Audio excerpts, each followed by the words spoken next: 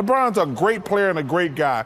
But this notion that he's got to have all the best players on his team. He's got Kyrie Irving and Kevin Love. He want everybody. He don't want to compete. He want to be the favorite all the time. It just pisses me off that a guy that great. Charles Barkley has never been quiet, not for a single day in his life, about referees, politics, or food. But when it comes to the guys he truly couldn't stand on the court, that's a different level of honesty.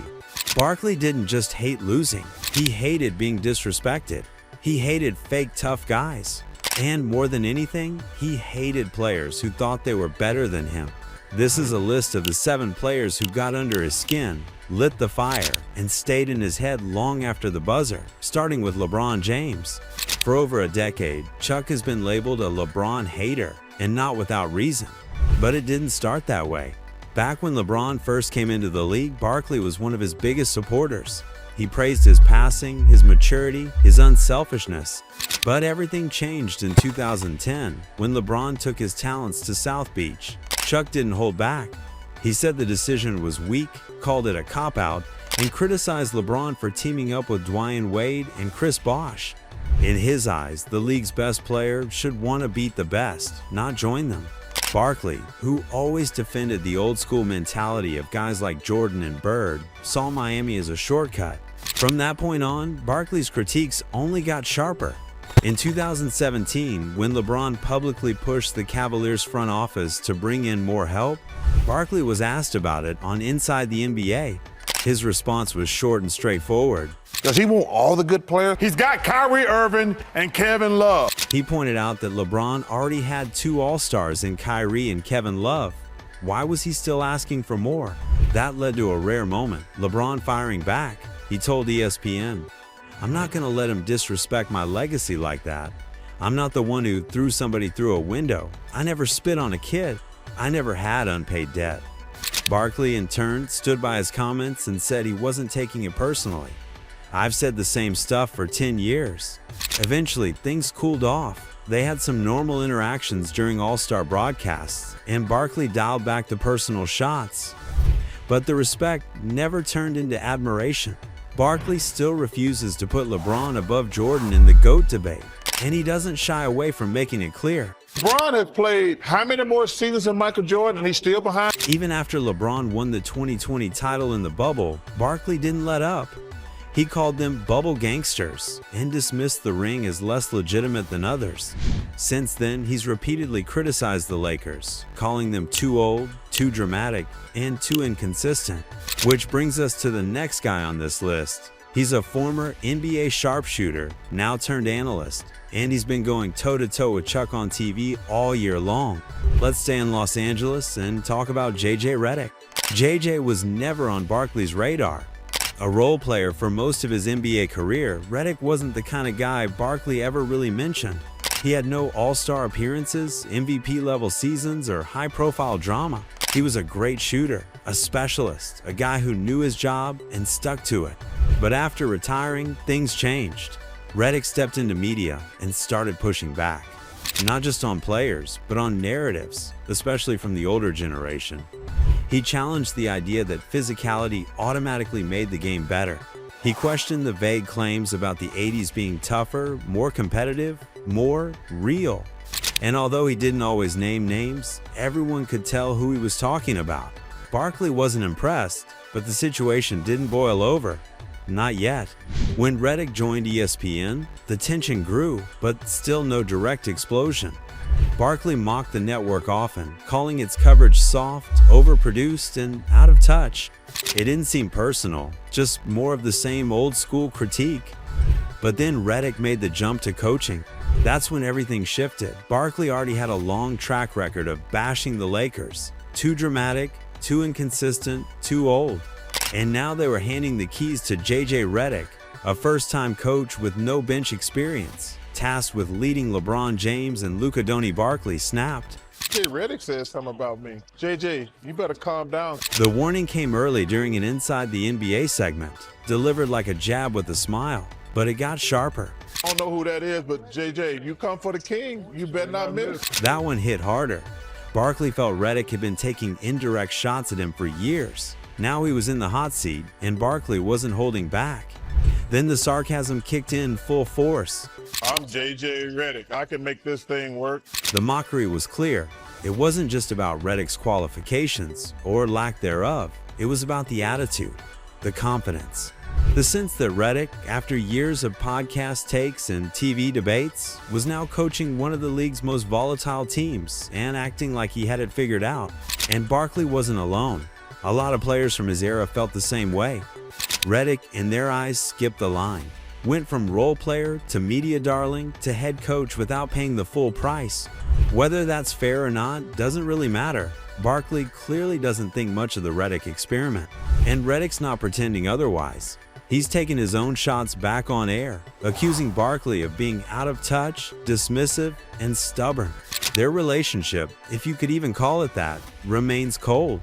Okay, there are cold relationships, and then there's Charles Oakley. Oakley and Barkley were never meant to get along. The rivalry started on the court, hard fouls, trash talk, preseason brawls, but it never stayed there. Barkley was flash and scoring. Oakley was grit and enforcement, and both took pride in being unapologetically combative. They clashed as early as 1987, turning routine rebounding duels into fist-swinging chaos. In 1994, Barkley slapped Oakley across the face mid-game. Oakley tried to retaliate. 2 years later, they fought again, this time in a preseason game, 3 minutes after tip-off. Oakley threw Barkley to the ground.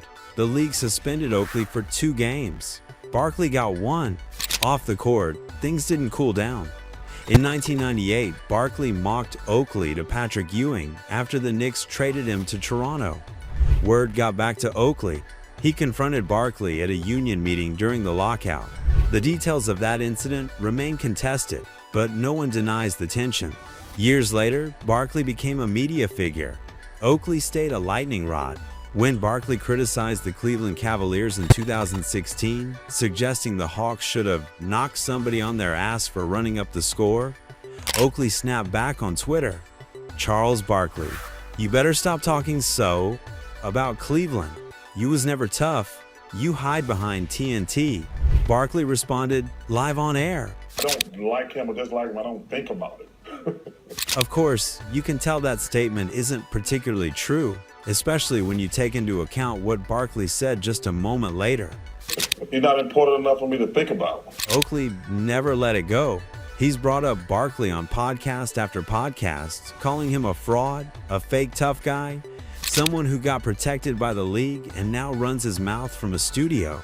He never got over the slaps, never got over the mocking, and definitely never got over being told he wasn't important. This one isn't getting resolved. Barkley barely acknowledges Oakley. Oakley still brings up Barkley whenever someone hands him a mic. It's been decades, and the hostility hasn't moved an inch.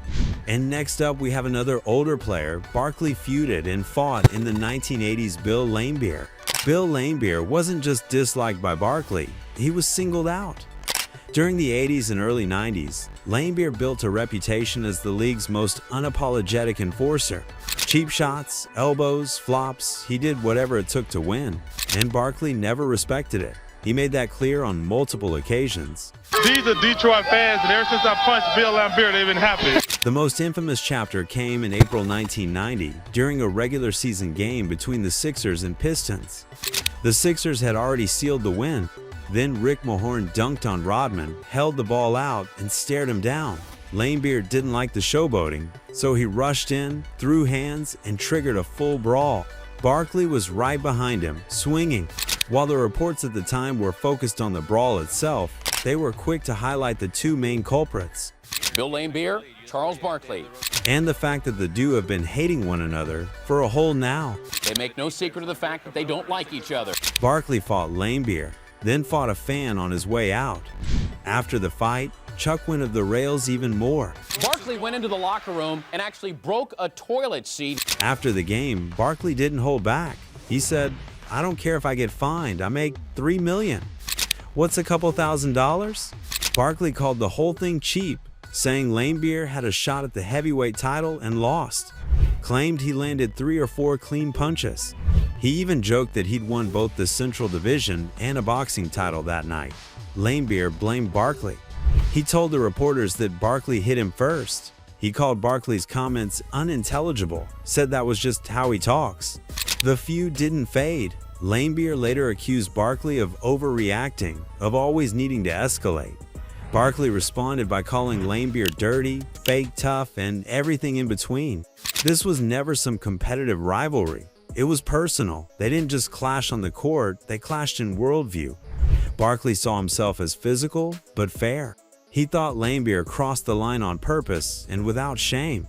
And decades later, Barkley still holds on to that night. Not because of the fight, but because, in his mind, it confirmed everything he'd always thought about Bill Laimbeer. Another person that Chuck spends a lot of time thinking and talking about is Draymond Green. Charles Barkley didn't gradually sour on Draymond Green. He started off irritated. From the moment Draymond's voice got louder during the Warriors' rise, Barkley pushed back. He didn't like the attitude, didn't respect the antics, and made it clear he didn't think much of Green's role in Golden State's success. When he said this on national television, I just want somebody to punch him in the face. Which one? it was pretty obvious how he felt about Draymond. Draymond responded like he always does, by going on offense. He said Barkley was jealous, irrelevant, and desperate for attention. Claimed he was chasing headlines to stay in the conversation. Barkley actually apologized to Green and his family, saying he went overboard with a joke, but regular viewers knew there was more to this statement. Of course, Barkley didn't slow down. However, instead of throwing out jokes or trying to respond to Green's claims that he was jealous of his rings, Barkley waited. After the Durant era was done and Warriors started losing, Barkley knew it was time for payback. Barkley didn't bother defending his lack of rings. Instead, he went for the stat sheet. Hey, Shaq, Draymond don't talk as much since... That jab stuck. It started as a throwaway line during a broadcast in 2020 when the Warriors were missing Steph and Clay and Draymond's numbers were down. But Barkley kept repeating it. He had his normal triple single. At that point, it became a recurring bit. Barkley didn't go after Draymond for personality, he went after production. The implication was simple. Without Hall of Fame teammates around him, Green was just another guy. Clay and Steph, he's just a good little player. Every time they shared a screen, he found new ways to make the same point. Draymond didn't let it slide. On his podcast, in interviews, and during press conferences, he called Barkley jealous, out of touch, and desperate to stay relevant. Said he was better at TV, better at connecting with fans, and doing it all while still in the league. The back and forth never cooled down. Even when Green joined Inside the NBA for guest appearances, the vibe stayed tense. Chuck kept throwing light jabs. Draymond kept brushing him off like a retired critic who didn't get the modern game. When Draymond punched Jordan Poole in practice, Barkley didn't have to say much. The whole thing played out exactly how he'd been describing Green for years. Loud, reckless, and not nearly as important as he thought he was. The feud didn't shift, it just kept going. Since then, things have cooled off. Draymond's admitted he respects Barkley and has even said he plans to follow a similar path into broadcasting once his career ends. The two still jab at each other on TV and podcasts, but it's more playful now. Chuck doesn't hold back, and Draymond gives it right back, but the edge is gone. At this point, Barkley probably wouldn't admit it, but Draymond's the kind of player he loves to hate and maybe even roots for. But we're not sure you can say the same about Kendrick Perkins. Charles Barkley's never had much patience for ESPN, but Kendrick Perkins might be his favorite punching bag yet. Over the years, Barkley's taken swings at the network's coverage, their obsession with LeBron, and what he sees as lazy storyline. But with TNT's Inside the NBA heading to ESPN next season, the tension has gotten personal. This time, Barkley didn't take aim at his usual targets, Skip Bayless or Stephen A. Smith. Chuck opened his monologue mocking the ESPN analysts who were saying Lakers saved the NBA in 2025 after they traded for Luka. He aimed at someone specific. He's an idiot and a fool, but he know who he is. Chuck started vaguely, but it didn't take more than a few seconds for him to tell the world who was he actually talking about. What's his name, Shaq? Which one you talking about? Kendrick Perkins. Barkley had already worked up a full rant, tearing into Perkins for saying the Lakers saved the NBA season. The comment set him off, not just because he disagreed, but because it symbolized everything he disliked about ESPN's coverage. First of all, I want all the smoke. I don't whistle when I walk by the graveyard. Charles Barkley has never had much patience for Kendrick Perkins. When Perkins claimed MVP voters favored Nikola Jokic because he was white, Barkley immediately called it one of the dumbest things he'd ever heard. He accused Perkins of undermining the award and starting arguments just to get attention. That wasn't a one-off reaction. Barkley had already made it clear he didn't rate Perkins as a serious analyst. Their tension escalated when Perkins declared the Lakers had saved the NBA season. Barkley fired back live on air, calling him an idiot and mocking ESPN's obsession with the same storyline. He took shots at Perkins, the network, and even the show he's about to join, and he didn't soften the blow. Perkins responded on X. He warned Barkley to keep that same energy if they ever meet in person and said he'd address his ass like the numbers on a house. No jokes, no backtracking. That was just one episode in a longer pattern. Perkins had accused Barkley and the inside crew of phoning it in. In return, Barkley and Shaq called him a roach and punched a dummy with his face on it during a segment. The jokes were pointed. The disrespect was mutual. Eventually, they made up, mostly. Michael Wilbon stepped in to help ease the tension, and they sorted things out through a group text. But the history's still there. Barkley continues to needle him, and Perkins knows it's never coming from a friendly place. This feud hit hard because it exposed more than a disagreement. It showed Barkley's frustration with how the league is covered and who gets to shape the conversation. Let's finish off the list with one of the guys Barkley loves to hate the most, Kevin Durant. KD's relationship with Charles Barkley started the same way as LeBron's, full of praise. Chuck admired Durant's game early on, especially during his rise with the Oklahoma City Thunder. Back then, Durant was humble, hungry, and seen as a future face of the league. Barkley respected that. But everything changed in 2016. When Durant left OKC to join the 73-win Golden State Warriors, the very team that had just knocked him out in the playoffs, Barkley went off. He called the move soft. He said Durant was chasing a ring the easy way. Durant won 2 championships in Golden State and took home Finals MVP both times. But none of it changed Barkley's opinion. To him, those rings didn't count the same. He didn't see Durant as the driving force. He saw him riding shotgun with Steph, Klay, and Draymond. When Durant forced a trade to Brooklyn in 2019, it looked like a reset. This was supposed to be his chance to lead, to win as the top guy. But Barkley wasn't impressed with the trio he assembled. Between Kyrie Irving's controversies and James Harden's conditioning, Barkley saw another shortcut. Then came the collapse. Brooklyn never made the finals. They flamed out against the Celtics in 2022, getting swept in the first round. Barkley didn't hold back. All these bus riders, they don't mean nothing to me. He wasn't subtle about what he meant. To Barkley, there's a difference between being the man on the team and just another part of it. If you ain't driving the bus, don't walk around talking about you a champion. Things didn't improve after Durant was traded to Phoenix in 2023. Barkley had spent years working for Suns broadcasts, still lives in Arizona, and has deep ties to the franchise. If anything, Durant landing in Phoenix raised the stakes, but the result was more of the same: early hype, another super team, and another letdown. The Suns never made it past the second round, and Barkley didn't see any growth in Durant's leadership. Their interactions stayed cold. When they appeared together on camera, it felt stiff. Barkley often threw in side comments. Durant kept his answers short. Neither was interested in playing nice.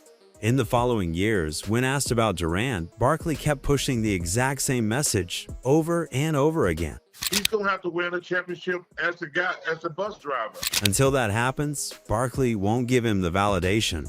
Not for Golden State, not for Brooklyn, not for Phoenix. Now Durant is in Houston. The roster's young, the expectations are lower, and for the first time in years, the situation might actually force him to lead from the front. If he can carry this team to a title, maybe Chuck will finally give him the nod and stop hating him so much. Barkley never held back, and neither did the players who went at him. But love him or hate him, every name on this list helped shape the battles that made Chuck unforgettable. Subscribe for more stories that cut through the noise, just like Charles always did.